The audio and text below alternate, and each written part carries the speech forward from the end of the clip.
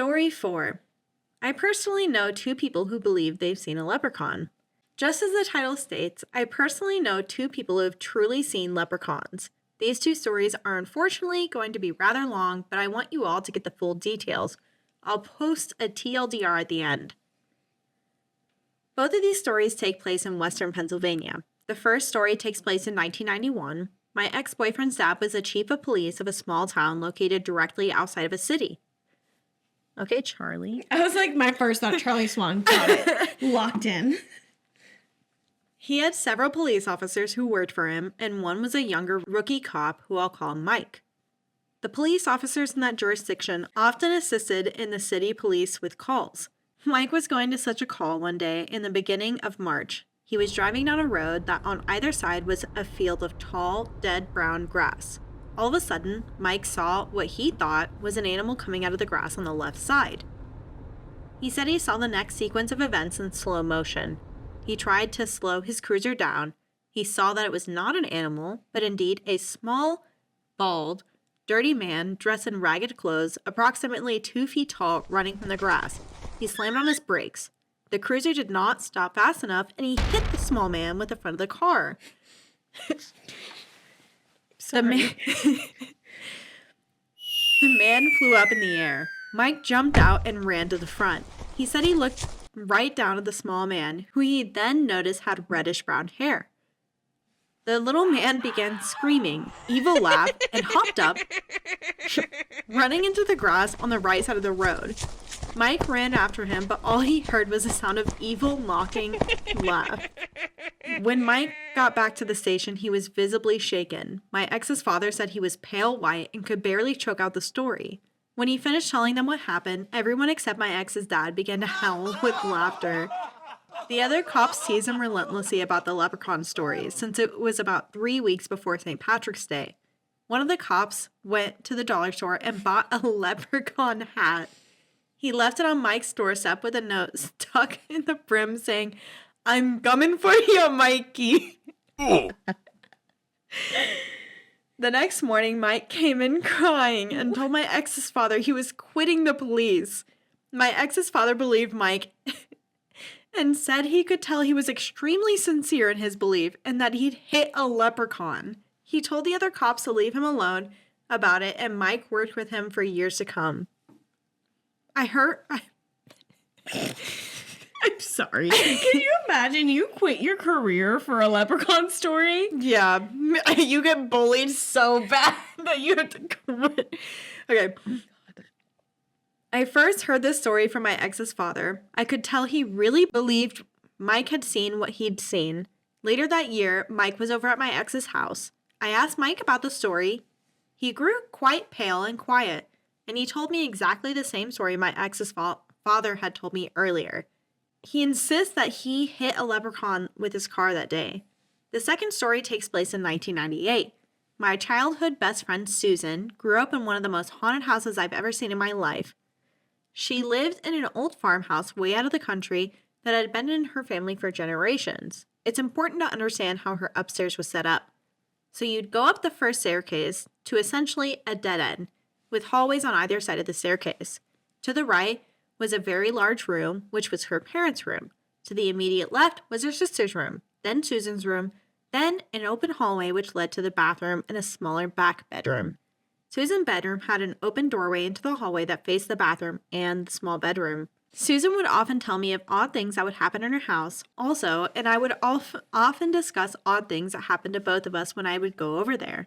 One morning, she came into the school and told me in a whisper that she had seen a leprechaun in the hallway of her room the night before.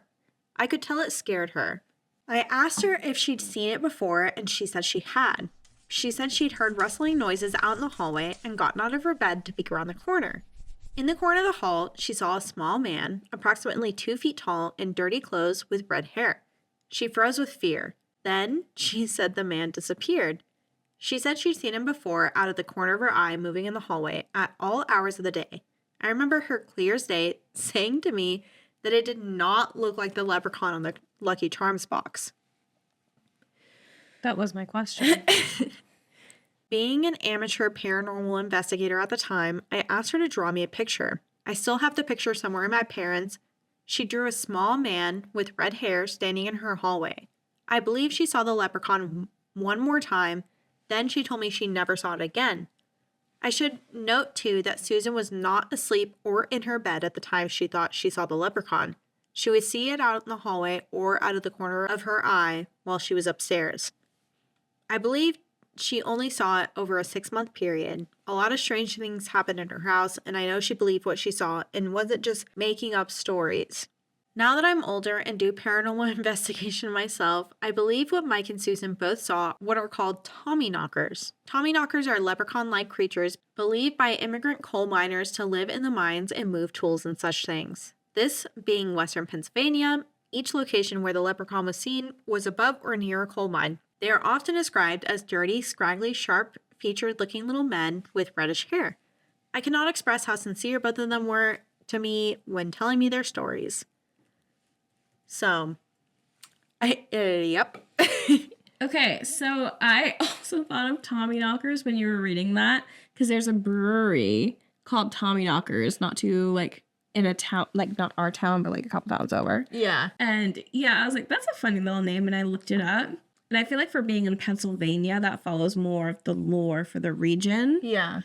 But how interesting that they have, like, two friends who are like, this is what I saw. Yeah. Little men. This is for reals. Yeah, tiny little guys. In the same area. Short kings terrorizing me. Yeah. I've actually never heard of Tommyknockers before. I feel like I've heard the word, but I've never known what they are. So this is a first for me. It's popping my Tommyknocker cherry. Popping that. It's basically, okay, we're gonna, an AI overview of Tommyknockers. Oh, there's a Stephen King novel. There's a Stephen King novel about everything.